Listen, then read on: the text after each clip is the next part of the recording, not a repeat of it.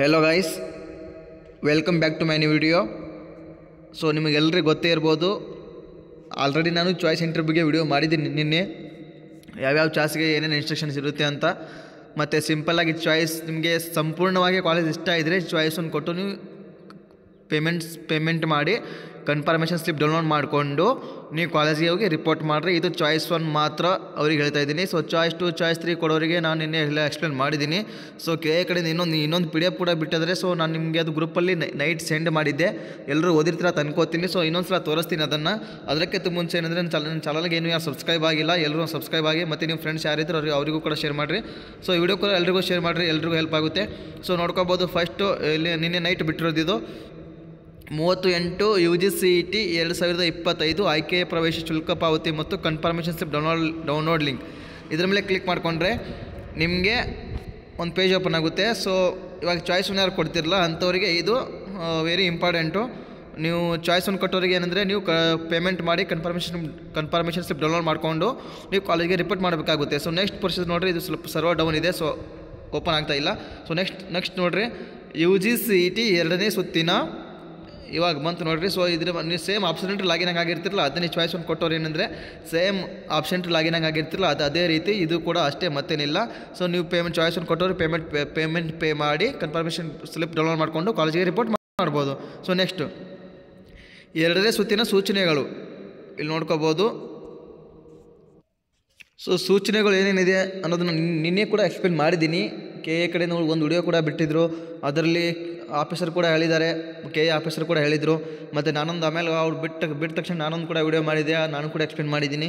Choice 1 ಅಂದರೆ ಏನು, choice 2 ಅಂದರೆ ಚಾಯ್ಸ್ 3 ಅಂದರೆ ಏನು, ಈ ಸಲ ಡಿಫ್ರೆಂಟಾಗಿ ಮಾಡ್ತೀರಿ ಅಂತ ನಾನು ಕೂಡ ಎಕ್ಸ್ಪ್ಲೇನ್ ಮಾಡಿದ್ದೀನಿ ಎಲ್ಲನೂ. ಸೊ ಅದನ್ನೇ ನಾವು ಎಕ್ಸ್ಪ್ಲೇನ್ ಮಾಡಿರೋದನ್ನೇ ಇನ್ನೊಂದು ಸಲ PDF ಬಿಟ್ಟಿದ್ದಾರೆ, ನೋಡ್ಕೋಬೋದು. ಈ PDF ನಾನು ನೈಟ್ ಗ್ರೂಪಲ್ಲಿ ಕೂಡ ಕಳಿಸಿದ್ದೀನಿ. ಸೊ ಎಲ್ಲರೂ ಕರೆಕ್ಟಾಗಿ ಒಂದು ಸಲ ಓದ್ಕೊರಿ, ಇದು ತುಂಬ ಲಾಂಗ್ ಇದೆ. ಸೊ ನಾನು ಓದ್ತಾ ಹೋದರೆ ವಿಡಿಯೋ ಕೂಡ ಲಾಂಗ್ ಆಗುತ್ತೆ. ಸೊ ಇಷ್ಟು ಎಲ್ಲರೂ ಓದ್ಕೊಳ್ರಿ, ನಾನು ಸಿಂಪಲಾಗಿ ಎಲ್ಲರಿಗೆ ಹೇಳ್ಕೊಟ್ಟಿದ್ದೀನಿ. ಸೊ ಇನ್ನೊಂದು ಸಲ ಸಿಂಪಲಾಗಿ ಹೇಳ್ಕೊಡ್ತೀನಿ, ಕರೆಕ್ಟಾಗಿ ನೋಡ್ಕೊಳ್ರಿ. ಸೊ ಚಾಯ್ಸ್ ಒಂದು ಕೊಟ್ಟವ್ರು ಏನಂದರೆ ಇಲ್ಲಿ ನೋಡ್ಕೋಬೋದು, ಚಾಯ್ಸ್ 1 ಸ್ಟೂಡೆಂಟ್ ಇಲ್ಲಿ ನೋಡ್ಕೊರಿ. ಸೊ ಚಾಯ್ಸ್ 1 ಸ್ಟೂಡೆಂಟ್ಸ್ಗೆ ಏನಂದರೆ ಚಾಯ್ಸ್ 1 ಆಯ್ಕೆ ಒಂದು ವೇಳೆ ಅಭ್ಯರ್ಥಿಗಳು ತನಗೆ ಹಂಚಿಕೆಯಾದ ಸೀಟು ತೃಪ್ತಿಕರವಾಗಿದ್ದು ಯಾವುದೇ ಬದಲಾವಣೆ ಬೇಡ ಎಂದೆನಿಸಿದಲ್ಲಿ ಮಾತ್ರ ಚಾಯ್ಸನ್ನು ಆಯ್ಕೆ ಮಾಡಬಹುದು. ಮುಂದಿನ ಯಾವುದೇ ಸುತ್ತುಗಳಲ್ಲಿ ಭಾಗವಹಿಸಲು ಅರ್ಹತೆ ಇರುವುದಿಲ್ಲ ಎಂಬುದನ್ನು ಗಮನದಲ್ಲಿಟ್ಟುಕೊಂಡು ಚಾಯ್ಸನ್ನು ಆಯ್ಕೆ ಮಾಡಲು ಸೂಚಿಸಿದೆ. ನಾನು ಇವಾಗಲೇ ಹೇಳಿದ್ದೀನಿ ಮತ್ತು ನೀನು ಕೂಡ ಹೇಳಿದ್ದೀನಿ, ನಿಮಗೆ ಸಂಪೂರ್ಣ ಮೀನ್ಸ್ ನನಗೆ ಪೂರ್ತಿ ನಿಮಗೆ ಕಾಲೇಜ್ ಇಷ್ಟ ಇದ್ದರೆ, ನಾನು ಅಡ್ಮಿಷನ್ ಆಗಲೇಬೇಕು ಅಂತ ನಿಮ್ಮ ಮೈಂಡಲ್ಲಿ ಇದ್ದರೆ ನೀವು ಚಾಯ್ಸನ್ನು ಕೊಟ್ಟು ಅಡ್ಮಿಷನ್ ಆಗಿಬಿಡ್ರಿ. ಮತ್ತೇನು ಬೇಡ, ನಿಮ್ಮ ಪರಿಸ್ಥಿತಿ ಅಲ್ಲೇ ಮುಗೀತು. ನೀವು ನೆಕ್ಸ್ಟ್ ಯಾವುದೇ ರೌಂಡ್ಗೆ ಪಾರ್ಟಿಸಿಪೇಟ್ ಮಾಡೋಕ್ಕೆ ಚಾನ್ಸ್ ಇರಲ್ಲ. ಸೊ ನೀವು ಚಾಯ್ಸ್ 1 ಕೊಟ್ಟರೆ ಡೈರೆಕ್ಟ್ಗೆ ಹೋಗಿ ಪೇಮೆಂಟ್ ಪೇ ಮಾಡಿ ಕನ್ಫರ್ಮೇಷನ್ ಸ್ಲಿಪ್ನ ಡೌನ್ಲೋಡ್ ಮಾಡಿಕೊಂಡು ಕಾಲೇಜಿಗೆ ರಿಪೋರ್ಟ್ ಮಾಡಬೇಕು. ಸೊ ನೆಕ್ಸ್ಟ್ ಚಾಯ್ಸ್ 2 ಕೊಡೋರಿಗೆ ಏನು ಇದು ನೋಡಿರಿ, ಚಾಯ್ಸ್ 2 ಆಯ್ಕೆ ಮಾಡಿಕೊಳ್ಳುವ ಅಭ್ಯರ್ಥಿಗಳು 2ನೇ ಸುತ್ತಿನಲ್ಲಿ ಯಾವುದೇ ಡಿಸಿಪ್ಲಿನ್ನಲ್ಲಿ ಅಥವಾ ಯಾವುದೇ ವರ್ಗದಲ್ಲಿ ಸೀಟು ಹಂಚಿಕೆಯಾಗಿದ್ದಲ್ಲಿ 3ನೇ ಸುತ್ತಿನಲ್ಲಿ ಭಾಗವಹಿಸಲು ಅರ್ಹತೆ ಪಡೆಯಲು ನಿಗದಿತ ಶುಲ್ಕವನ್ನು ಪಾವತಿಸಬೇಕು. ಅಕಸ್ಮಾತ್ ನೀವು ಚಾಯ್ಸ್ 2 ಕೊಟ್ಟಿರ್ತೀರಾ, ಬಟ್ ನಿಮಗೆ ಇವಾಗ ಕಾಲೇಜ್ ಅಲೌಟ್ ಆಗಿರುತ್ತೆ, ಬಟ್ ನೀವು ಅದನ್ನು ಹೋಲ್ಡಲ್ಲಿ ಇಡಬೇಕಾದ್ರೆ ನೀವು ಚಾಯ್ಸ್ 2 ಕೊಡ್ತೀರಾ ಅಂದರೆ ನೀವು ಪೇಮೆಂಟ್ ಪೇ ಮಾಡಬೇಕು. ಪೇಮೆಂಟ್ ಪೇ ಮಾಡಿ ನೆಕ್ಸ್ಟ್ ರೌಂಡ್ಗೆ ಪಾರ್ಟಿಸಿಪೇಟ್ ಮಾಡ್ಬೋದು. ಸೊ ಚಾಯ್ಸ್ 2 ಕೊಟ್ಟರು ಪೇಮೆಂಟ್ ಪೇ ಮಾಡಬೇಕು, ಚಾಯ್ಸ್ 3 ಕೊಟ್ಟರು ಪೇ ಮಾಡಬೇಕು. ಚಾಯ್ಸ್ 3 ಕೊಟ್ಟರೆ ಎಷ್ಟು ಪೇಮೆಂಟ್ ಮಾಡಬೇಕು ನೋಡ್ಕೊಳ್ರಿ ಅಲ್ರಿ.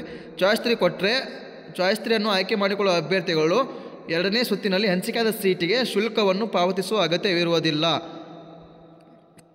ಸೊ ಇನ್ನೊಂದ್ಸಲ ನೋಡ್ಕೊಳ್ಳಿ, ಚಾಯ್ಸ್ 3 ಆಯ್ಕೆ ಮಾಡಿಕೊಳ್ಳುವ ಅಭ್ಯರ್ಥಿಗಳು 2ನೇ ಸುತ್ತಿನಲ್ಲಿ ಹಂಚಿಕೆಯಾದ ಸೀಟಿಗೆ ಶುಲ್ಕವನ್ನು ಪಾವತಿಸುವ ಅಗತ್ಯ ಇರುವುದಿಲ್ಲ. ಆದರೆ 3ನೇ ಸುತ್ತಿನಲ್ಲಿ ಭಾಗವಹಿಸಲು 10,000 ರೂಪಾಯಿ ಕಾಸ್ಟ್ ಆ್ಯಂಡ್ ಡಿಪಾಸಿಟನ್ನು ಪಾವತಿಸಬೇಕು. ನಾನು ನಿನ್ನೆ ಇನ್ಫಾರ್ಮೇಷನ್ ಕೊಟ್ಟಿದ್ದೀನಿ ಆಲ್ರೆಡಿ, ಕಾಸ್ಟ್ ಆ್ಯಂಡ್ ಡಿಪಾಸಿಟ್ ಮಾಡಬೇಕಂತ. ಚಾಯ್ಸ್ 3 ಯಾರು ಕೊಡ್ತೀರೋ ಅವರು ಕಾಸ್ಟ್ ಆ್ಯಂಡ್ ಡಿಪಾಸಿಟ್ ಮಾಡಬೇಕಂತ ಇನ್ಫಾರ್ಮೇಷನ್ ಕೊಟ್ಟಿದ್ದೀನಿ. ಸೊ ಇಷ್ಟು ಚಾಯ್ಸ್ 1, ಚಾಯ್ಸ್ 2, ಚಾಯ್ಸ್ 3, ಚಾಯ್ಸ್ 4 ಯಾರು ಕೊಡೋಕೆ ಹೋಗಬೇಡ್ರಿ, ಯಾಕಂದರೆ ಕಡೆಯಿಂದ ಎಕ್ಸಿಸ್ಟ್ ಆಗಿಬಿಡ್ತೀರಾ, ನಿಮಗೆ ಯಾವುದೇ ರೌಂಡಲ್ಲಿ ಪಾರ್ಟಿಸಿಪೇಟ್ ಮಾಡೋಕ್ಕೆ ಚಾನ್ಸಸ್ ಇರಲ್ಲ. ಸೊ ನೆಕ್ಸ್ಟು ಗಮನಿಸಿ, UGCET ಕೋರ್ಸುಗಳ 3ನೇ ಸುತ್ತಿನ ಸೀಟು ಹಂಚಿಕೆಯ ಫಲಿತಾಂಶ ಪ್ರಕಟಣೆಯ ನಂತರ ಅಭ್ಯರ್ಥಿಗಳಿಗೆ ಯಾವುದೇ ಚಾಯ್ಸ್ಗಳನ್ನು ಆಯ್ಕೆ ಮಾಡಲು ಅವಕಾಶ ಇರುವುದಿಲ್ಲ. Very important. ಇವಾಗ ನಿಮಗೆ 3rd ರೌಂಡ್ ಸ್ಟಾರ್ಟ್ ಆಗಿ ನಿಮಗೆ ರಿಸಲ್ಟ್ ಬರುತ್ತೆ. ರಿಸಲ್ಟ್ ಬಂದ ತಕ್ಷಣ ಏನಂದರೆ ನಿಮಗೆ ಯಾವ ಚಾಯ್ಸಸ್ ಆಯ್ಕೆ ಮಾಡಿಕೊಳ್ಳಲು ಅವಕಾಶ ಇರಲ್ಲ. ಅಭ್ಯರ್ಥಿಗಳು ಕಡ್ಡಾಯವಾಗಿ ಹಂಚಿಕೆಯಾದ ಸೀಟಿಗೆ ಪ್ರವೇಶವನ್ನು ಪಡೆಯಬೇಕು. ನಿಮಗೆ 3rd ರೌಂಡಲ್ಲಿ ಯಾವ ಕಾಲೇಜಿಗೆ ಸೀಟ್ ಸಿಗುತ್ತೆ ಅಲ್ಲಿ ಹೋಗಿ ಅಡ್ಮಿಷನ್ ಆಗಲೇಬೇಕು, ಕಂಪಲ್ಸರಿ ಇರೋದು. ಸೊ ನೆಕ್ಸ್ಟು, ಆದ್ದರಿಂದ ಅಭ್ಯರ್ಥಿಗಳು ಮತ್ತು ಪೋಷಕರು ಕಾಲೇಜಿಗೆ ಸೇರಬಯಸುವ ಇಷ್ಟವಿರೋ ಕಾಲೇಜುಗಳನ್ನು ಮಾತ್ರ ದಾಖಲಿಸಬೇಕು. ಏಕೆಂದರೆ ಮೆರಿಟ್ ಆಧಾರದ ಮೇಲೆ ಹಾಗೂ ಅಭ್ಯರ್ಥಿಗಳು ದಾಖಲಿಸುವ ಆಪ್ಷನ್ಸ್ಗಳನ್ನು ಪರಿಗಣಿಸಿ ಸೀಟು ಹಂಚಿಕೆ ಮಾಡುವುದರಿಂದ ಹಂಚಿಕೆಯಾದ ಸೀಟನ್ನು ನಿರಾಕರಿಸುವಂತಿಲ್ಲ. ಇವಾಗ ನಿಮಗೆ ಸೀಟ್ ಸಿಕ್ಕಿರುತ್ತದೆ, ಬಟ್ ಅದು ನೀವು ಬೇಡ ಅಂತ ಅನ್ನಬಾರ್ದು, ನಾವು ಕೆ ಎ ಕಡೆಯಿಂದ ಹೇಳಿದ್ದಾರೆ. ಆದ್ದರಿಂದ ಅಭ್ಯರ್ಥಿಗಳು ಎಚ್ಚರದಿಂದ ಆಪ್ಷನ್ಸ್ಗಳನ್ನು ಆದ್ಯತೆ ಕ್ರಮಾಂಕದಲ್ಲಿ ಸಲ್ಲಿಸಬೇಕು. ಸೊ ಕರೆಕ್ಟಾಗಿ ಆಪ್ಷನ್ ಎಂಟ್ರಿ ಮಾಡಬೇಕಂತ ಹೇಳಿದ್ದಾರೆ.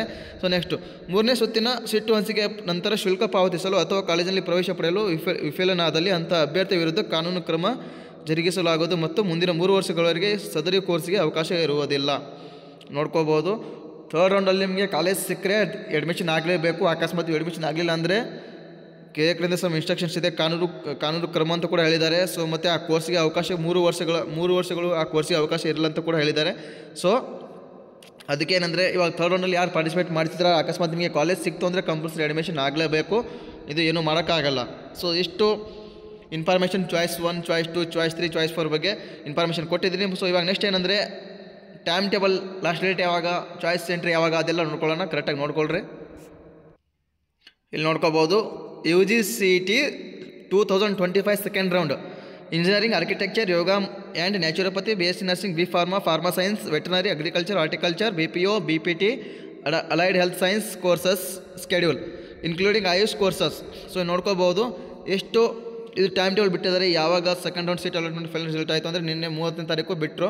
ಸೊ ನೆಕ್ಸ್ಟ್ ಏನಂದರೆ ಚಾಯ್ಸಸ್ ಯಾವಾಗ ನೋಡ್ಕೋಬೋದು. ಇಲ್ಲಿ ಸೀಟು ಹಂಚಿಕೆಯಾದ ಅಭ್ಯರ್ಥಿಗಳು ಚಾಯ್ಸನ್ನು ಆಯ್ಕೆ ಮಾಡಲು 4 ಚಾಯ್ಸ್ಗಳಲ್ಲಿ ಸೂಕ್ತವಾದ ಚಾಯ್ಸನ್ನು ಆಯ್ಕೆ ಮಾಡಿ ಯಾವುದೇ ಚಾಯ್ಸ್ಗಳನ್ನು ಆಯ್ಕೆ ಮಾಡುವ ಮುನ್ನ ಪ್ರತಿ ಚಾಯ್ಸ್ನ ಪರಿಣಾಮವನ್ನು ಗಮನಿಸಿ. ನಾನು ನಿಮಗೆ ಆಲ್ರೆಡಿ ಇವಾಗ ಹೇಳಿದ್ದೀನಿ ಚಾಯ್ಸ್ 1, ಚಾಯ್ಸ್ 2, ಚಾಯ್ಸ್ 3, ಚಾಯ್ಸ್ 4 ಅಂದರೆ ಏನಂತ. ಸೊ ಎಲ್ಲರೂ ಇದು ಗಮನದಲ್ಲಿ ಇಟ್ಕೊಂಡಿಲ್ರಿ. ಯಾಕಂದರೆ ಫಸ್ಟ್ ರೌಂಡಲ್ಲಿ ಚಾಯ್ಸ್ 1, ಚಾಯ್ಸ್ 2, ಚಾಯ್ಸ್ 3, ಚಾಯ್ಸ್ 4 ಬೇರೆ ಬೇರೆ ಇನ್ಸ್ಟ್ರಕ್ಷನ್ಸ್ ಇತ್ತು. ಬಟ್ ಇವಾಗ ಏನಂದರೆ choice 1, choice 2, choice 3, choice 4. Choice 1 same ಇದೆ, ಏನು ತೊಂದರೆ ಇಲ್ಲ. ಚಾಯ್ಸ್ 1 ಕೊಟ್ಟರೆ ನೀವು ಅಡ್ಮಿಷನ್ ಆಗಲೇಬೇಕು. ಅಕಸ್ಮಾತ್ ಅಡ್ಮಿಷನ್ ಆಗಲಿಲ್ಲ ಅಂದರೆ ನೀವು ನೆಕ್ಸ್ಟ್ ರೌಂಡ್ಗೆ ಪಾರ್ಟಿಸಿಪೇಟ್ ಮಾಡೋಕ್ಕೆ ಬರಲ್ಲ. ನಿಮಗೆ ಸಿಸ್ಟಮಿಂದನೇ ತೆಗೆದು ಹಾಕ್ತಾರೆ ಅಂತ ಕೆ ಎ ಹೇಳಿದ್ದಾರೆ. So next choice 2 simple. ನೀವು ಚಾಯ್ಸ್ 2 ಕೊಟ್ಟು ನೆಕ್ಸ್ಟ್ ರೌಂಡ್ಗೆ ಪಾರ್ಟಿಸಿಪೇಟ್ ಮಾಡಬೇಕಂದ್ರೆ ನೀವು ಕೋರ್ಸ್ ಫೀಸ್ ಎಷ್ಟಿರುತ್ತೆ ಅಷ್ಟು ಪೇ ಮಾಡಬೇಕು. ಸೊ ನೆಕ್ಸ್ಟ್ ಚಾಯ್ಸ್ 3 ಕೊಡೋರು ಏನಂದರೆ ಕಾಸ್ಟ್ ಆ್ಯಂಡ್ ಡಿಪ್ಲೀಟ್ ಮಾಡಬೇಕು. ಇಷ್ಟು ಅಪ್ಡೇಟು ಚಾಯ್ಸ್. ಮತ್ತು ಡೇಟ್ ಯಾವಾಗ ಸ್ಟಾರ್ಟ್ ಆಗುತ್ತೆ ನೋಡಿರಿ ಚಾಯ್ಸಸ್ ಕೊಡೋಕ್ಕೆ. ನಿನ್ನೆ 6 ಗಂಟೆಯಿಂದ ಸ್ಟಾರ್ಟ್ ಆಗಿದೆ. ಸೊ ಇದು ಯಾವಾಗ ಅಂದರೆ 2ನೇ ತಾರೀಕುವರೆಗೂ ಇರುತ್ತೆ. 3 ದಿನ ಟೈಮ್ ಇದೆ.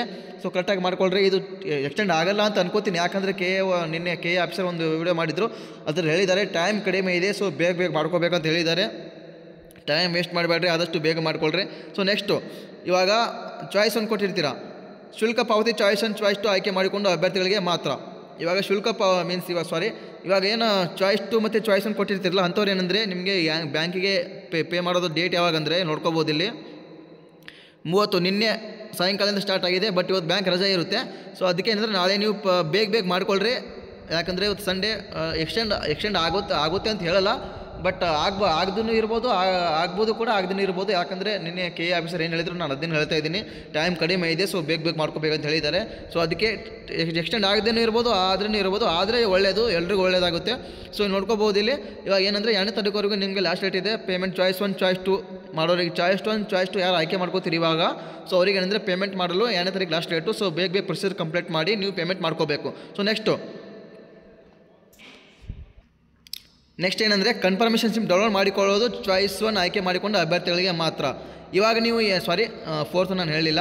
Payment of cost and deposit of RS 10,000. ಇದು ಏನಂದರೆ ಚಾಯ್ಸ್ 3 ಆಯ್ಕೆ ಮಾಡಿರುವ ಅಭ್ಯರ್ಥಿಗಳು 10,000 ರೂಪಾಯಿ ಕಾಸ್ಟ್ ಆ್ಯಂಡ್ ಡೆಪಾಸಿಟ್ ಪಾವತಿ ಮಾಡುವುದು. ಇದು ಯಾವಾಗಂದರೆ ನೀವು ಇದನ್ನು ಕೂಡ ಸೇಮ್ ಡೇಟು 2ನೇ ತಾರೀಕು ಒಳಗೆ ನೀವು ಕಾಸ್ಟ್ ಆ್ಯಂಡ್ ಡೆಪಾಸಿಟ್ ಮಾಡಬೇಕು ಚಾಯ್ಸ್ 3 ಕೊಡೋರು. ಸೊ ನೆಕ್ಸ್ಟು ಚಾಯ್ಸ್ 1 ಕೊಡೋರು ಏನಂದರೆ ಕನ್ಫರ್ಮೇಷನ್ ಸ್ಲಿಪ್ ಡೌನ್ಲೋಡ್ ಮಾಡಿಕೊಳ್ಳುವುದು ಬಿಫೋರ್ 4 ಗಂಟೆ 3ನೇ ತಾರೀಕು 4 ಗಂಟೆವರೆಗೆ ಏನಂದರೆ ನೀವು ಕನ್ಫರ್ಮೇಷನ್ ಸ್ಲಿಪ್ ಡೌನ್ಲೋಡ್ ಮಾಡ್ಕೋಬೇಕು.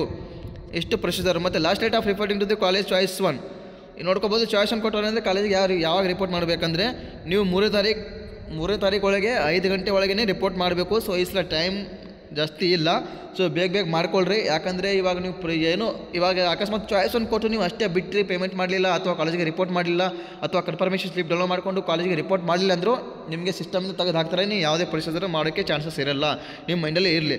ಸೊ ನೆಕ್ಸ್ಟು ಕೌನ್ಸಿಲಿಂಗ್ ನಡೆಸಲು ವೇಳಾಪಟ್ಟಿಯಲ್ಲಿನ ಲಭ್ಯವಿರುವ ಸೀಮಿತ ಸಮಯವನ್ನು ಗಮನದಲ್ಲಿಟ್ಟುಕೊಂಡು ಭಾಗವಹಿಸುತ್ತಿರುವ ಎಲ್ಲ ಸಂಸ್ಥೆಗಳು, ಕಾಲೇಜುಗಳು ಎಲ್ಲ ಶನಿವಾರ ಮತ್ತು ಭಾನುವಾರ ಮಾತ್ರ ಸಾರ್ವತ್ರಿಕ ರಜಾ ದಿನಗಳನ್ನು ದಿನಗಳೆಂದು ಪರಿಗಣಿಸಲು ಸೂಚಿಸಿದೆ. ಅಕಸ್ಮಾತ್ ನೀವು ಸಂಡೇ ಸ್ಯಾಟರ್ಡೇ ಹೋದರೂ ಕಾಲೇಜ್ ಓಪನ್ ಇರುತ್ತೆ. ಸೊ ಅದ್ರ ಬಗ್ಗೆ ನೋಡಿ ಬೇಡ. ಬಟ್ ಏನಂದರೆ ಎಲ್ಲರೂ ಟೈಮ್ ಕಡಿಮೆ ಇದೆ. ಸೊ ಬೇಗ ಎಲ್ಲರೂ ಮಾಡ್ಕೊಳ್ರಿ. ಸೊ ಇಷ್ಟು ಅಪ್ಡೇಟ್ಸು ಚಾಯ್ಸ್ 1, ಚಾಯ್ಸ್ 2, ಚಾಯ್ಸ್ 3 ಎಲ್ಲನೂ ಎಕ್ಸ್ಪ್ಲೇನ್ ಮಾಡಿದ್ದೀನಿ. ಆಲ್ರೆಡಿ 3 ವಿಡಿಯೋ ಬಂದಿದೆ. ಆಲ್ರೆಡಿ ಕೆ ಎ ಕಡೆಯಿಂದ ಒಂದು ವಿಡಿಯೋ ಬಿಟ್ಟಿದ್ದಾರೆ, ಮತ್ತು ನಿನ್ನೆ ನಾವೊಂದು ವಿಡಿಯೋ ಮಾಡಿದ್ದೀನಿ, ಮತ್ತು ಈ ವಿಡಿಯೋದಲ್ಲಿ ಕೂಡ ಎಕ್ಸ್ಪ್ಲೇನ್ ಮಾಡಿದ್ದೀನಿ. ಸೊ ಎಲ್ಲರೂ ಯಾರು ಕನ್ಫ್ಯೂಸ್ ಆಗಬೇಡ್ರಿ, ಈ ವಿಡಿಯೋನ ಎಲ್ರಿಗೂ ಶೇರ್ ಮಾಡಿರಿ, ಎಲ್ರಿಗೂ ಹೆಲ್ಪ್ ಆಗುತ್ತೆ. ಮತ್ತು ಆದಷ್ಟು ಲೈಕು, ಶೇರ್, ಸಬ್ಸ್ಕ್ರೈಬ್ ಮಾಡಿರಿ. Thank you.